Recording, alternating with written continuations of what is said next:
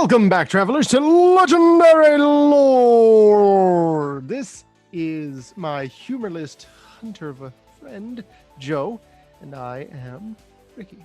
Say hi, Joe. I'm a what? You're a wizard. So, basically, we're finally going into the first part of the main storyline of Kaldheim, which is called Travelers. Of course, we are labeling it Vorinclex. My bad. Though Kaya is the one who figures prominently in it. It's just that Kaya has multiple things, so the next episode's Kaya. You get the idea. So what's important right now is that we just see Kaya. She's on a boat, and she's with Inga Runeyes, who is the leader of the blue faction of humans, the Omen Watchers. And they also have this old guy with two birds on his shoulders, two ravens, and he's on the journey with them. So these are the this is just how it's going. He's only got one raven, I think. The point is it Odin's raven? It's kind of. Its name is Haka. The point is they're going along their way. They have a bunch of other warriors with them, and they're on a hunt after a monster that's been eating villagers and livestock and general things. And they're worried that it might be Sarulf, and this is where Kaya learns about the cosmos monsters that are extremely dangerous and terrifying. Right? Now, as they're going, they find something in a cave. Let me just real quick describe what they see. They go into this cave. They have the lantern. It's like a blue light in the lantern. And she sees that some kind of metal is running along in veins across the wall and ceiling of the cave. It forks into webbed, root-like fractals, forming a lattice over the stone.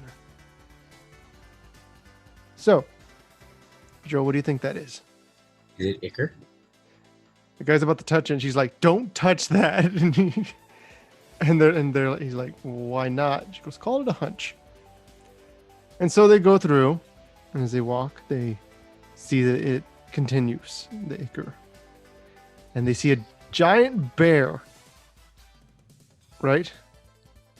Sure. And it's being eaten.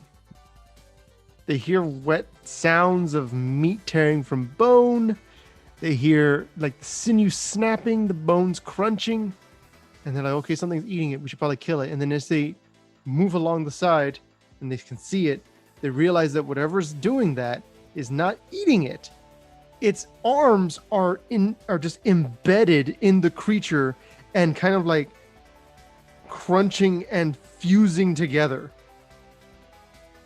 And the monster just goes whoosh, and it rips its arms out, and it's got the bear claws. And she's like, "That's not a wolf." It says it right here. That is not a wolf. It stands 12 feet at least. Its body is a raw pinkish red. Its shoulders are a ruff of patchy fur, a dozen different hues. The arms that had been sunken into the bear looked long and powerful. 2 additional spindly arms extended from his chest. Obviously, Joe, can you tell me who this is? Who this absolute beast of a being is? Is this Vorinclex? It is Vorinclex. It opens its mouth, red sinews working beneath its plated mask, and it makes a noise like a bear's roar, but not quite. A bad imitation. And then it charges at her. And so, obviously, this is pretty crazy. And one of the lesser warriors among them is like, "I'm going to die, aren't I?" And it's like, "Yeah, you're going to die." And so basically, there's people, they charge at it. They charge at the monster. And they're poking it with the spears and with swords and axes, and they're cutting into it. And Kaya's like, "Do not touch it." Didn't happen. Instead, basically Vorinclex grabs the guy and then absorbs him into his hand. And all of his wounds heal. Because of course they do. And it's like, This is not good. And everybody's fighting. There's all this chaos. And fortunately, that old guy from earlier that I mentioned happens to be Alrund, who's the Odin character. He's the blue god. And so together they're actually able to stop the creature in its tracks. Right? You need an assassin planeswalker and a god to do it, but yep. Yeah, pretty much. And so the guy had been going by Asi, but he was not Asi. He was Alrund, of course. He was And Alrund. He has an epiphany in the Narset deck. yeah. And that's where you get the two ravens. The 2 raven tokens. They're his ravens. But he says, "Never have I seen such filth dare to desecrate these realms. Even the demons of Imastrum are not so foul." Of course, the monster doesn't care about that. And it just keeps attacking Kaya. It breaks free. It's just decking her. And so she's like, I can't do anything. She tries like doing her phasing thing, but it's taking out too much out of her. And of course, there's all of this just terribleness happening. And the monster runs away from them once it's like starting to lose. They chop off an entire leg, and it runs away. It runs directly into a wall that looks like it's made of metal, and runs into it and melts into it Super Mario 64 style. Like it goes in, it's like ba ba ba ba ba ba, and then like it's gone. Let's go. The point is, she has no idea what just happened, but Kaya's whole purpose for being there was to hunt down that creature and kill it, because she was hired by somebody with a whole bunch of money that was from different planes. So it was a planeswalker that hired her for some reason to catch this thing. She doesn't know why. Kaya's upset because the creature got away. And what's funny is that she gets mad at the god, and the god's like, "Why are you yelling at me? I'm a god."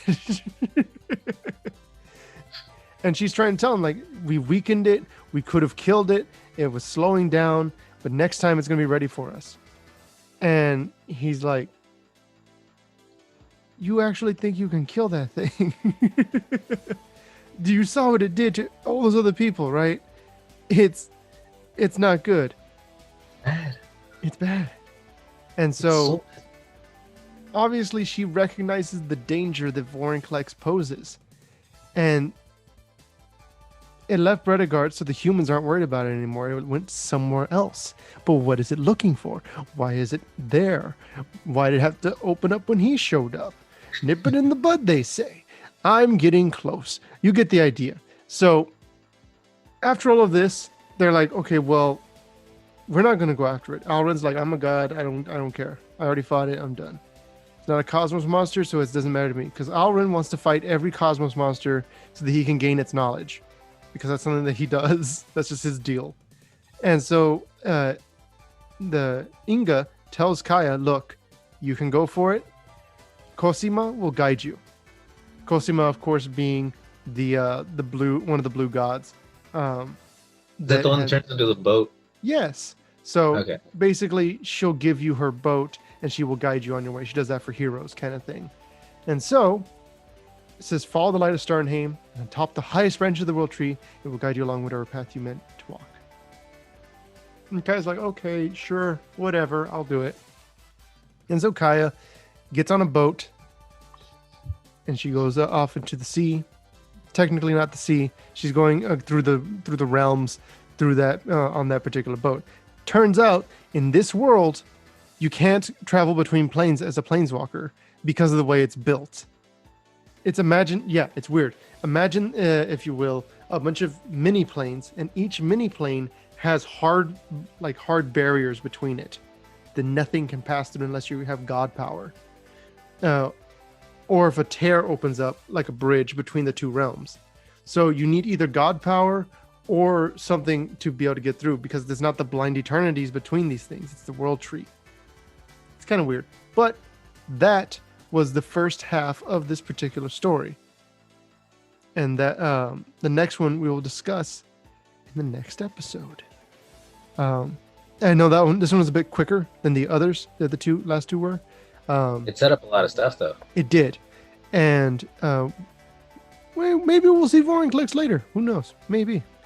I hope so. It's set up a lot of stuff that I think are going to be addressed in future sets too. So that's interesting. Take it away. Alrighty, thank you guys so much for watching. We're going to go ahead and catch you guys next time with some more Legendary League. So close. So close. I think I got it. Anyway, go ahead and subscribe so you don't miss the next episode, and we'll see you guys next time. Thank you guys so much for watching. Flawless victory.